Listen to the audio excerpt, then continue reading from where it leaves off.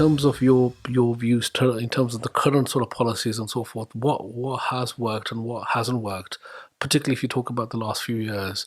I mean, we've had Kickstart, we've had all of these other different programs come in place, regardless of the badge. Yeah. And everybody talks about, youth-friendly policies in terms of if they're in government or even if they're in opposition. So just give us the landscape of the sort of policies around youth employment.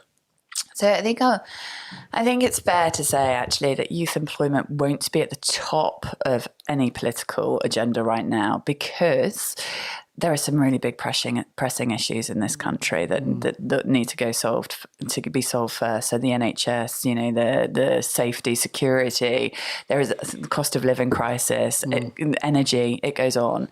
And so it's probably on the list of things to do, 18th, 20th on the list. And that worries me a little bit.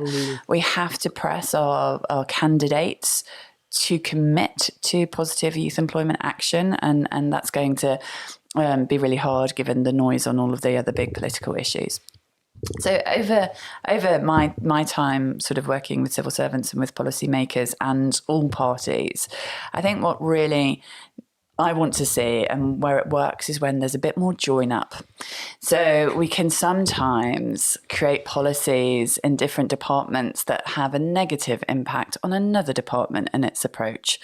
And it's the lack of recognition about a young person's journey and having a strategy for that journey. So young people, we work with DWP and DFE, of course, but actually it's DCMS, the Department of Culture, that have things like youth services in their remit. And if we don't have youth services and social action and volunteering and guides and scouts and sports available to young people, they are missing out on key skills and experiences that prepare them for work. If the education system doesn't adapt to the needs of employers in a more rich way, then this gap will continue to exist that we see.